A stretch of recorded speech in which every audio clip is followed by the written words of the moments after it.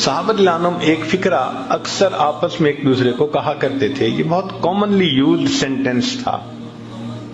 فرماتے تھے کہ اگر مصیبتیں آئیں تو اچھے انداز سے ان کا استقبال کرو، جیسے مہمان کا استقبال کرتے ہو نا.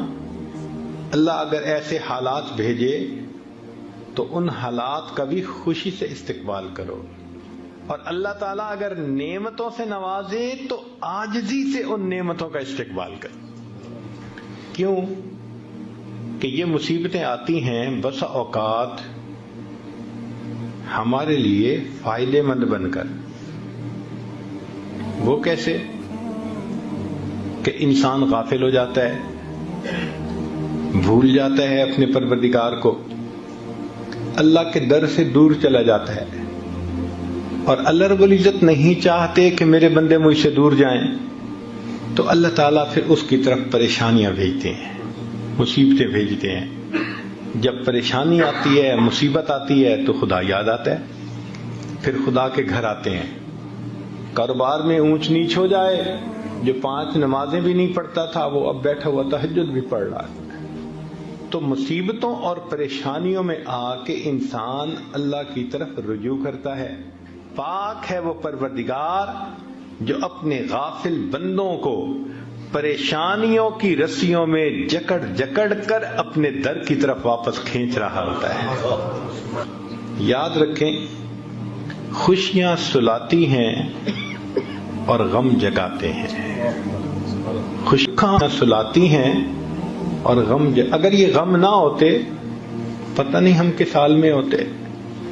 اس لیے کسی نے عجیب بات کہی، سکھ دکھاں تو دیواں وار، دکھاں آن ملائم یار. میں ان سکھوں کو دکھوں پہ قربان کر دوں، ان دکھوں نے مجھے میرے یار سے ملا دیا. اچھا یہ بھی ہو سکتا ہے کہ آپ نے یہ بلائیں مصیبتیں خود مانگی ہوں. آپ حیران ہوں گے کہ بلائیں مصیبتیں تو کوئی نہیں مانگتا، ہو سکتا ہے ہم نے مانگی ہوں. وہ کیسے؟ ہم نے دعا مانگی، اللہ قیامت کے دن اپنے حبیب صلی اللہ علیہ وسلم کے ہاتھوں حوض کوثر کا جام عطا فرما دینا، اور اللہ نے دعا قبول کر لی. مگر ہم تو ایسے ہیں نہیں، دعا قبول ہو گئی تو کیسے ملے گا وہ جام؟ تو پھر اللہ تعالیٰ ایسے بندے کی طرف کچھ چھوٹی پریشانیاں، کچھ مصیبتیں، کچھ حالات بھیج دیتے ہیں. اگر وہ بندہ ان حالات پہ صبر کرتا ہے، اس کو بہانہ بنا کر اللہ اس کو یہ نعمت عطا فرما دیتے. آپ نے دیکھا ہوگا کہ بچہ جب اپنے آپ کو گندا کر لیتا ہے تو ماں اس کو پھر دھوتی ہے، نہلاتی ہے. اب بچے کی رونے کی آوازیں آ رہی ہیں تو آپ پوچھیں بچہ کیوں رو رہا ہے؟ اس کی ماں کدھر ہے؟ جی ماں پاس ہی تو ہے. تو اس کو چپ کیوں نہیں کروا رہی؟ وہ ماں ہی تو رلا رہی ہے. تو وہ کہے گا ماں تو بچے کو نہیں رلاتی.